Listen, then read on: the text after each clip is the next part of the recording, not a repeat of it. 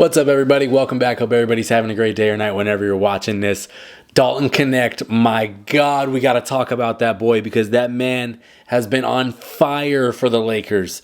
He's really been something special as a rookie, and this rookie class has been doo-doo this year, with the exception of him and Jared McCain and a few others. But we got to talk about the Rook because I don't know how he fell to 17 other than the fact that he's older. I know he's like 23, but he's really damn good. Like, this is I think we had expectations that he was going to come in and be able to play. I don't know if I had expectations that he was going to come in and be able to play like this, because the man is on a tear right now. It's the start of the last 4 games. He's averaging 20 points as a starter with LeBron James and Anthony Davis playing in these games. It's not like half his team's injured and he's just got to be the one that has to shoot the ball. No, he's getting this as the 4th and 5th option any given night, right? 20 points a game, like 5 boards, and he's shooting, what is it? I think it's like, it was some crazy number. What was it, the percentages? 57% from the field, 51% from 3, 86 from the line as a starter. He's doing 50-50 numbers on shooting splits. That is ridiculous.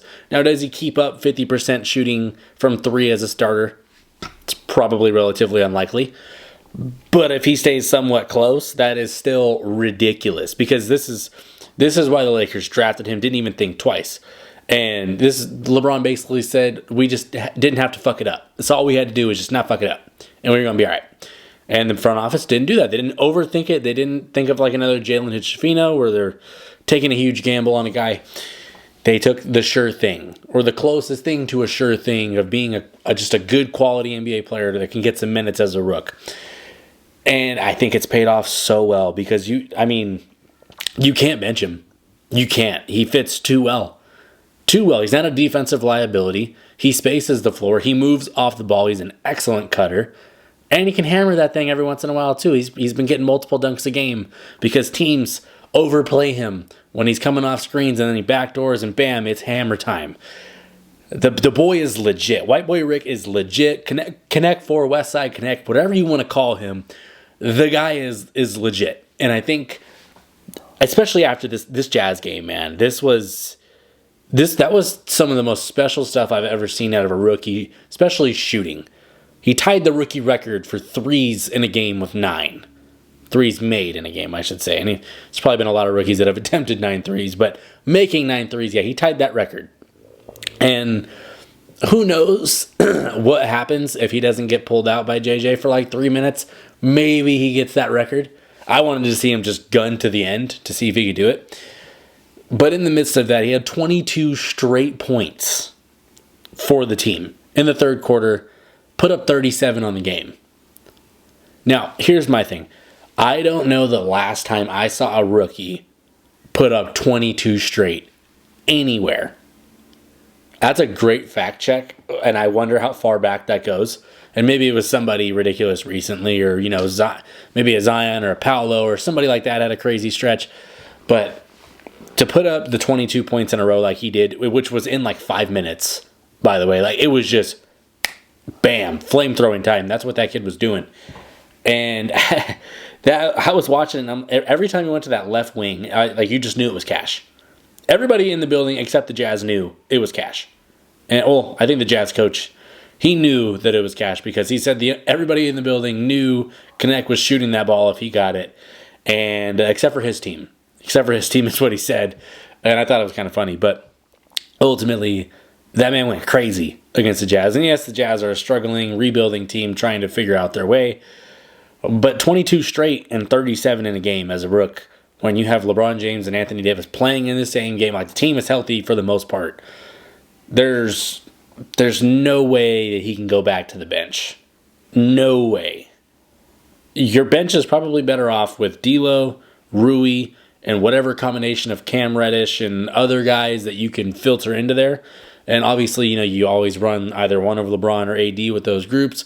But in that stretch where Knecht put up the 22 straight, neither of those guys were on the floor. It was like D'Lo, it was Knecht, it was I think Koloko was in there, and then I think Reeves was in the game. I believe Reeves was in the game.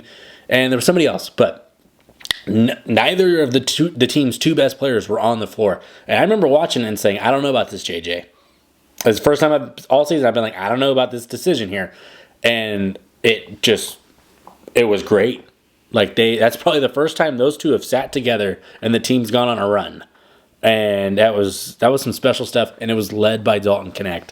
And I feel like this is why teams need to stop taking these 18-year-old project players top 15 every year, because every year there's somebody that's 20, 21, 22, 23 that could come in and help like a contending team trying to get over the hump and play valuable minutes, but then they take this 18-year-old diamond in the rough and think that they're going to develop him.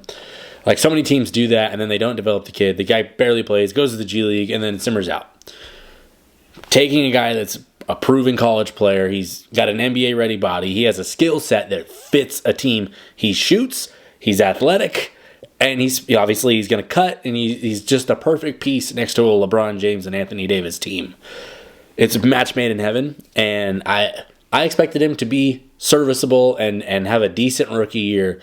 But what we've seen through this first 14, 15 games with what is he averaging on the year? I think he's averaging like 10 or 11 points a game overall, but it's now his minutes are going up and up and up, and now he's getting an opportunity.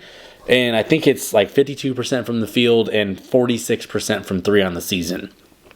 That's, if you shoot 46% from three for the season, you're going to play on a LeBron James team.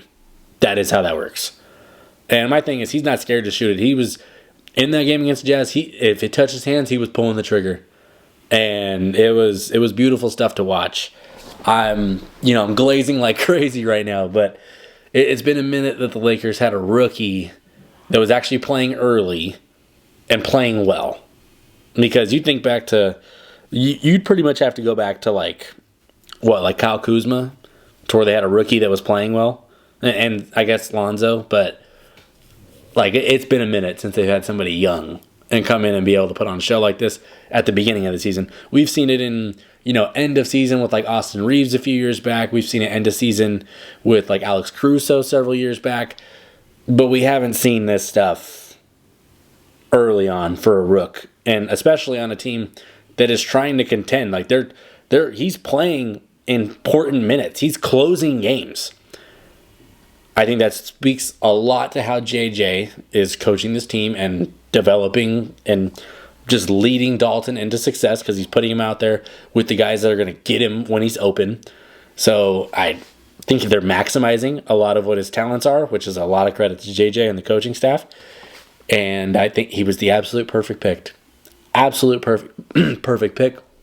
And if you're a Laker fan, you are absolutely loving the way he's playing, because it's so valuable.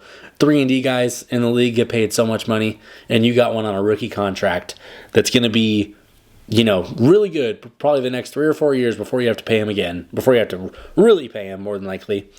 And that's right about the time that LeBron will be ushered out, AD will be kind of on the back end of his prime, and you'll have this other guy that's going into his prime that could potentially be a guy that could get you 20 any given night.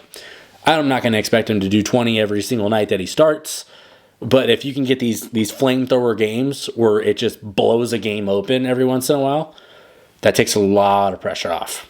But yeah, he's definitely in that rookie of the year running right now through the first 14, 15 games of the season. To be honest, the guys that I've been most impressed with have been him and Jared McCain on the Sixers.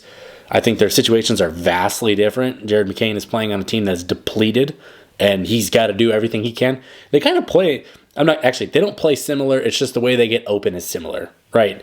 Like Jared McCain is running around the floor just like Dalton Knecht, and I think that's so much more enjoyable to watch than somebody standing, waiting, or just ISO. That stuff gets a little boring every once in a while.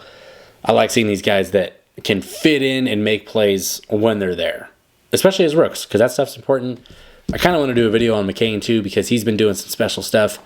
But this Knecht stuff, that was one of the best rookie performances I've ever seen last night. And to drop 22 in a row, drop 37 in your third or fourth game starting, and to be lacing that ball the way he is, that's top tier stuff. Anyway, let me know in the comments how you are feeling about Dalton Knecht. What do you think about his rookie season so far? How hyped up are you? Are you sipping the Kool-Aid like me because he's a perfect fit? He's playing really damn well. And those shots are going to be open because the teams have to try to take away LeBron. They have to try to take away Anthony Davis. They got to try to take away Austin Reeves. He's like 4th or 5th on your list of guys to deal with. Those shots are going to be there all year long. And if he's hitting them at a 46% clip, that's going to be a lot of points and a lot of help to the Lakers because they haven't had somebody be able to shoot the ball like this ever. So, that's my 2 cents. New to the channel, please subscribe if you like this kind of content. Please like the video. Shout out Dalton Knecht. Knecht 4, whatever nickname you want to call him. White Boy Rick, Westside Knecht. Love it all. The man is playing really damn good. And, can't wait to see how he performs the rest of the season. He absolutely needs to remain a starter until maybe he goes on a super cold stretch for a month, which hope that doesn't happen. So, that's it for this one. Appreciate you watching. I'm done. Peace.